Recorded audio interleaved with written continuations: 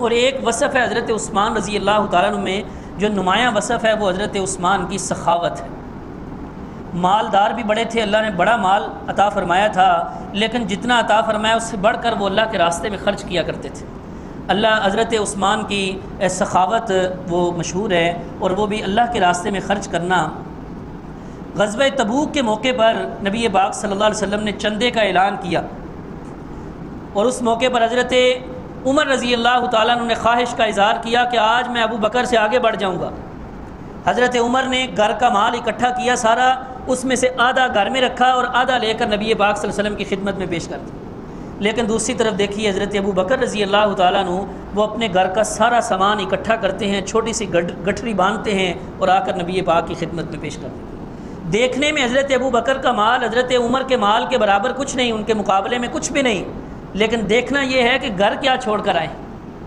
اسی لیے نبی پاک صلی اللہ علیہ وسلم نے حضرت عمر سے پوچھا کتنا مال لے کر آئے ہو؟ حضرت عمر نے عرض کیا یا رسول اللہ آدھا لے کر آیا۔ اور حضرت ابو بکر سے پوچھا ابو بکر گھر کیا چھوڑ کر آئے؟ تو حضرت ابو بکر نے عرض کیا یا رسول اللہ اللہ اور اللہ کے رسول کا نام چھوڑ کر آیا ہوں بس۔ بدن پہ جو لباس تھا وہ لباس بھی اتار کر ٹاٹ کا لباس پہنا، اور وہ لباس بھی بیچ کر اس کی قیمت بھی لا کر نبی پاک صلی اللہ علیہ وسلم کی خدمت۔ اسی غزوہ تبوک کے موقع پہ چندے کی زیادہ ضرورت تھی، لمبا سفر تھا، تنگی کا وقت تھا، اور آگے لشکر بھی کافروں کا بڑا تھا۔ نبی پاک صلی اللہ علیہ وسلم نے پھر اعلان کیا کہ کون ہے جو مسلمانوں کو تیار کرے جہاد کے لیے۔ حضرت عثمان اٹھے اور انہوں نے کہا یا رسول اللہ 100 اونٹ بما ساز و سامان کے میرے ذمے۔ نبی پاک صلی اللہ علیہ وسلم نے دوبارہ اعلان کیا، حضرت عثمان دوبارہ اٹھے اور پھر کہا 100 اونٹ بما ساز و سامان کے اور میرے ذمے۔ تیسری مرتبہ پھر حضرت عثمان اٹھے اور انہوں نے کہا 100 اونٹ بما ساز و سامان کے میرے ذمہ۔ 900 اونٹ بما ساز و سامان 300 اونٹ بما ساز و سامان کے اور 100 گھوڑوں کا اعلان کیا، اور اس کے علاوہ 1000 دینار سونے کے، جو آج کل کے حساب سے 5 کلو سونا بنتا ہے تقریباً، وہ نبی پاک صلی اللہ علیہ وسلم کی خدمت میں لا کر پیش کیا۔ نبی پاک نے اپنی جولی میں وہ دینار ڈالے اور ان کو اپنے ہاتھوں سے الٹ پلٹ رہے تھے، اور آپ کی زبان پہ یہ الفاظ تھے ما ضر عثمان ما عمل بعد اليوم، آج کے بعد عثمان جو مرضی کرتا رہے اس کو کوئی نقصان نہیں ہو۔ جس طرح غزوہ بدر میں جو صحابہ کرام شریک تھے ان کے بارے میں آپ نے اللہ رب العزت نے فرمایا اعملوا ما شئتم، جو مرضی کرتے رہو تمہیں بخش دیا گیا۔ تو اس کا یہ مطلب نہیں کہ صحابہ کرام کو بعد میں گناہ کرتے رہے، یہ مطلب نہیں، یہ فضیلت بیان کرنا مقصود ہے حضرت عثمان کی اور اسی طرح غزوہ بدر میں جو شریک صحابہ کرام تھے، کہ اتنا بڑا عمل کیا کہ آج کے بعد اللہ ان کے لیے ہمیشہ ہمیشہ کے لیے راضی ہوگی۔ اور اسی طرح حضرت ابو بکر صدیق رضی اللہ تعالیٰ عنہ کے دور میں ایک دفعہ قحط پڑ گیا، تنگی آ گئی، اتنا زبردست قحط پڑا کہ کھانے کے لیے کچھ نہیں بچا، جانوروں کے لیے چارہ تک نہیں بچا۔ صحابہ کرام کھجور کی گٹھلیاں پیس پیس کر کھانے پہ مجبور ہو گئے۔ تو اس موقع پر حضرت عثمان کا مال آنے والا تھا، ملک شام سے تاجر تھے بہت بڑے، ملک شام سے ان کا مال آنے والا تھا۔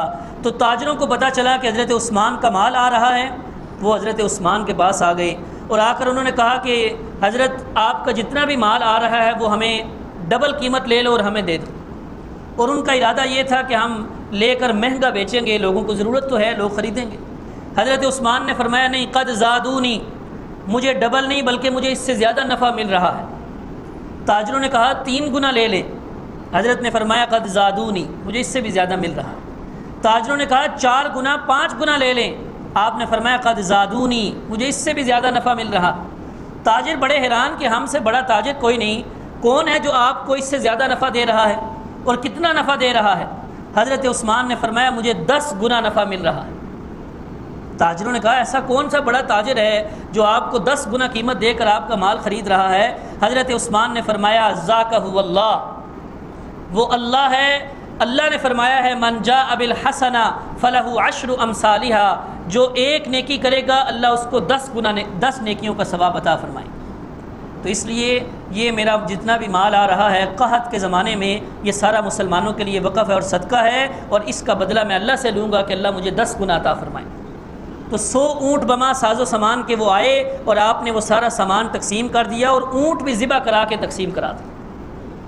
حضرت عبداللہ ابن عباس رضی اللہ تعالیٰ عنہ فرماتے ہیں اس رات جس دن یہ واقعہ پیش آیا اس کے بعد جو آنے والی رات تھی، اس رات حضرت عبداللہ ابن عباس فرماتے ہیں مجھے خواب آیا اور خواب میں نبی پاک صلی اللہ علیہ وسلم دکھائی دیے۔ میں دیکھتا ہوں کہ نبی پاک صلی اللہ علیہ وسلم ایک نورانی سواری پہ سوار ہیں، آپ نے نورانی لباس پہنا ہوا ہے، ہاتھ میں چھڑی ہے اور آپ بڑی تیزی سے جا رہے ہیں۔ میں نے روکنے کی کوشش کی، میں نے عرض کیا یا رسول اللہ آپ ٹھہریے، میں آپ کی ملاقات کا اشتیاق رکھتا ہوں، شوق رکھتا ہوں، کیوں آپ جلدی میں ہیں؟ آپ علیہ السلام نے ارشاد فرمایا کہ آج عثمان نے اللہ کے راستے میں اتنا مال خرچ کیا، صدقہ کیا، اور اللہ نے اس کو قبول فرما کر آج جنت میں اللہ نے عثمان کی ایک حور سے شادی رکھی ہوئی ہے اور میں اس شادی میں شرکت کے لیے جا رہا ہوں۔ اتنی بڑی فضیلت۔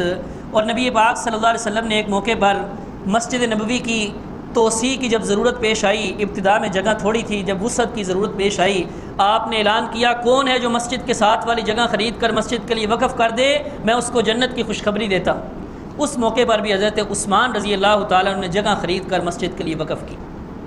اور جب ہجرت کر کے مدینہ تشریف لائے تو وہاں مدینہ کے اندر صرف ایک ہی کنواں تھا، بیر روما، اور وہ یہودی کے قبضے میں تھا، اور میٹھے اور صاف اور شفاف پانی کا کنواں، اور یہودی مسلمانوں کو پانی نہیں پینے دیتا تھا، اگر دیتا بھی تھا تو قیمت پر اور مہنگی قیمت پر بیچتا تھا۔ تو مسلمان بڑے پریشان ہوئے، نبی علیہ السلام سے درخواست کی، آپ نے اس موقع پر بھی اعلان کیا کون ہے جو یہ کنواں خرید کر مسلمانوں کے لیے وقف کر دے۔